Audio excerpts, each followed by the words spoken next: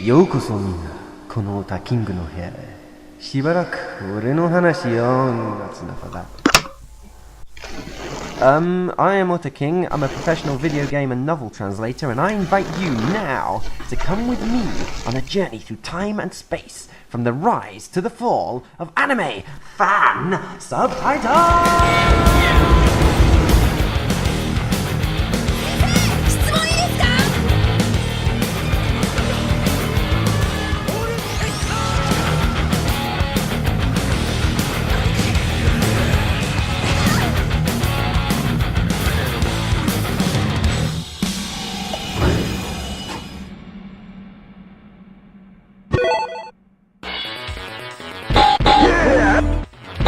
お前らにはこのディオが自ら相手をしてやろう。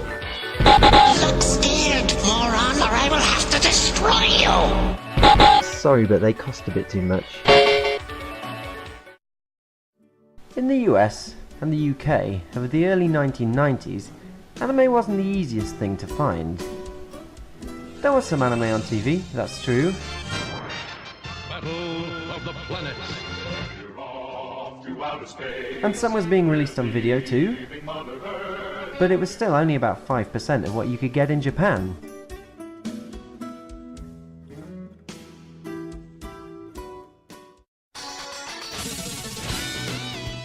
Western fans could only dream of seeing shows like Macross 7, Tekkaman Blade and The Dirty Pair. And dream they should, to be honest. These are some of the most incredible things your eyes will ever see. The only solution was for anime fans to subtitle these shows themselves. And this was the origin of fan subtitles, or fansubs. The thing is, back in the day it cost a lot of time and money. To fan subtitle anime, you used to need a laserdisc player with laserdiscs of the anime, which were often obscure and hard to find back then. You needed a couple of videotape recorders and a lot of wires, an Amiga or a PC, and an early version of Substation Alpha, which again you needed to know the right people to get. Nowadays, you just need a laptop and an easy-to-use, easily downloadable subtitling program. Today, anyone can fansub anime in about half an hour. And as you'd expect, this has led to some pretty drastic changes in subtitling.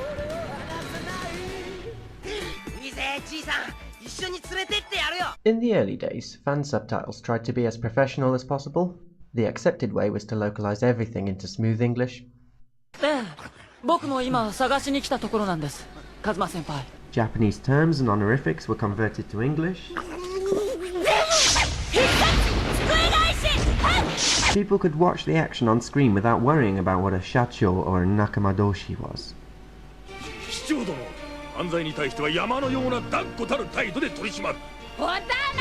In short, they tried to translate as a professional company would. Today, things are different.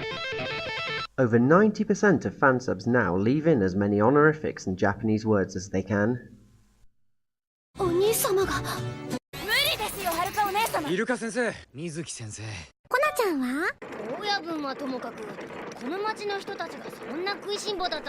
Some fansubbers love the word san so much they write it even when nobody said it.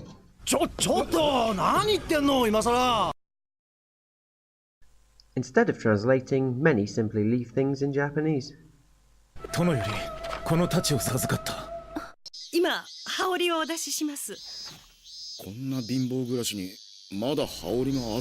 With huge amounts of explanation notes.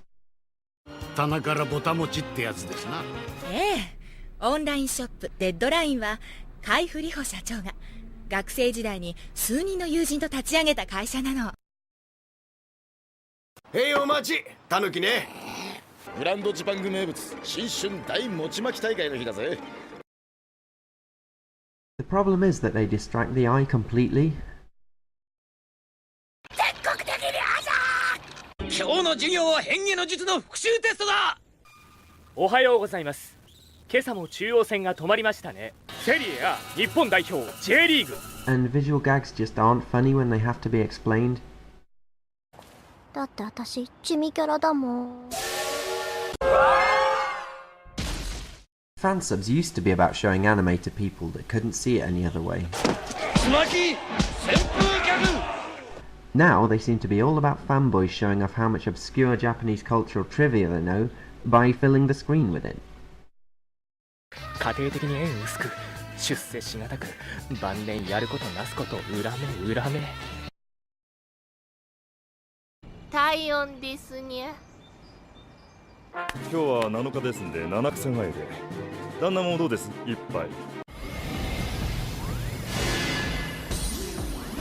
グラマー Professional translations don't do this, and here's Otaku no video to show us how. It's filled with anime fan culture.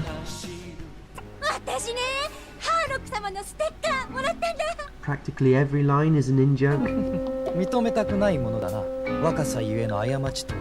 And guess how many liner notes there are on screen? セル交換で手に入れたんだ。劇場版マクロスの設定。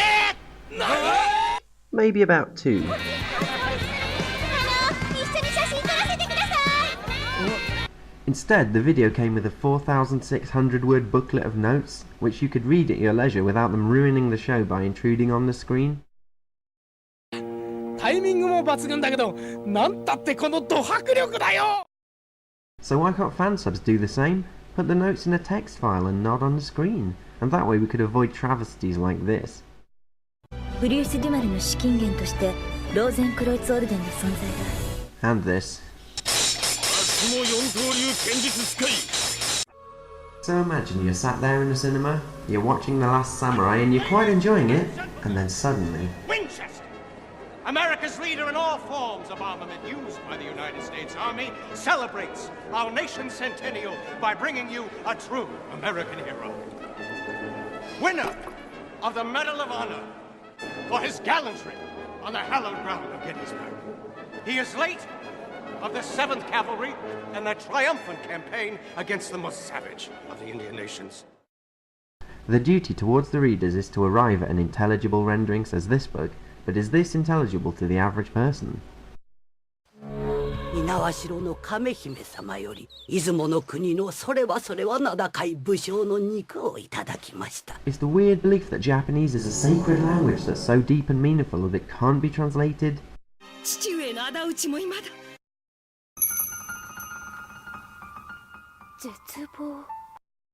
Well, just write despair then, surely. 早いとこ追いついちまおうぜ、坊さん。But we don't say CM in the West. 大丈夫？はるかちゃん。あ、ジジイだ。教師をジジイ呼ばわりすんな。限りなく容器を抑えていれば難しいが。 Why not just write demonic energy or something then? So how come they don't translate that? 忘れ紙の城じゃ。 And yet they do translate that? マイさん。はい。ちなみにあの木が桃色右大臣。 They leave minister in Japanese 桃色係長。 and then allow chief in English. Here's Kaizoku Fansub's take on the whole thing. We will leave the following things in Japanese and add a translation note during their first appearances. All special moves and attacks.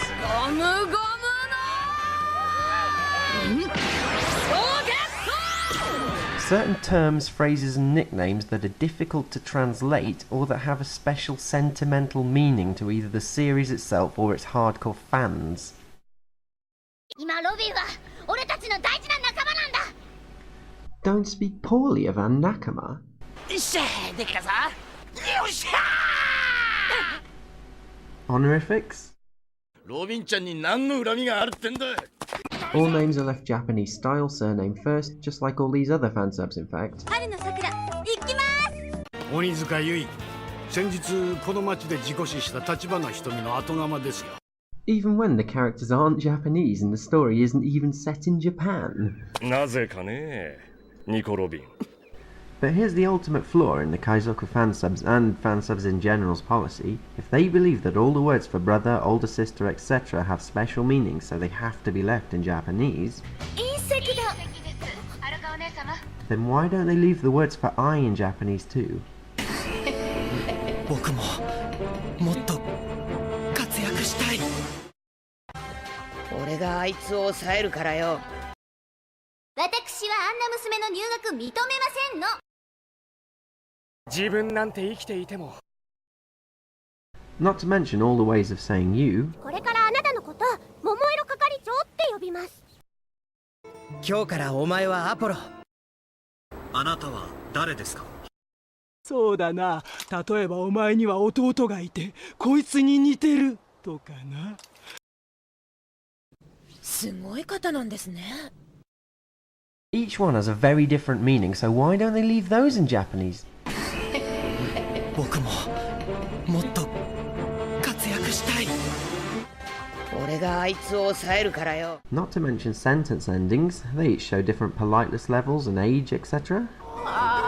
やはり去年優待すべきじゃったかもしれん。また何か悪いことを思いつきましたね。そうだな。例えばお前には弟がいてこいつに似てるとかな。 Most people would say this looks stupid.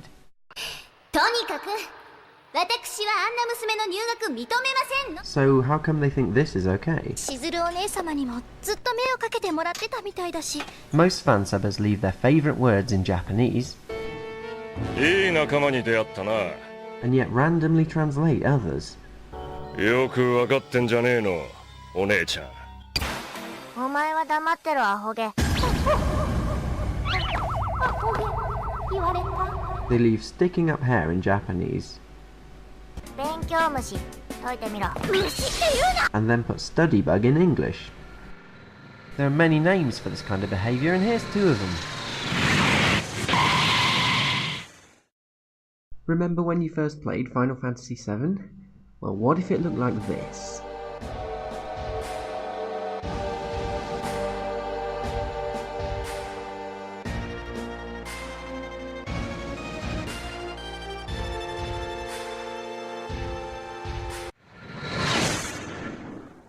The top people in translation theory and translation studies agree.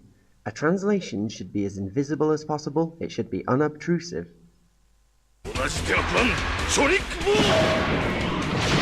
Kinda like that. You should read the subtitles and not even notice them. Your attention should be on the anime where it belongs.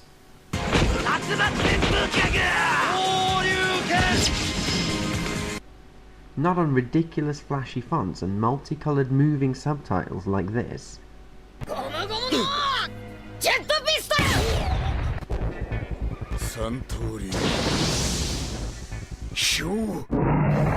Why do you think proper DVD and video subtitles have always been plain?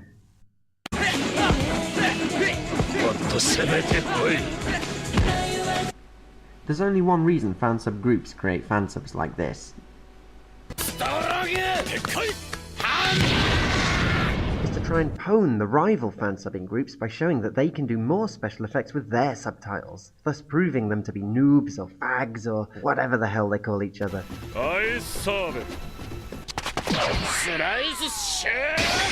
Pro translator Dominique Unpronounceable Name says that ideally there should not be any trace of my own style in my translations.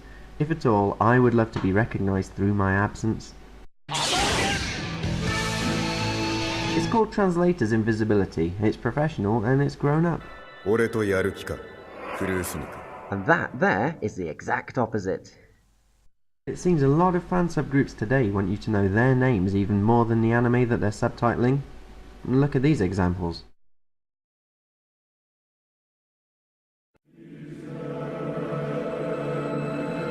Imagine if your favourite movies were treated like this. In the land of Mordor, in the fires of Mount Doom, the Dark Lord Sauron. You shall not pass!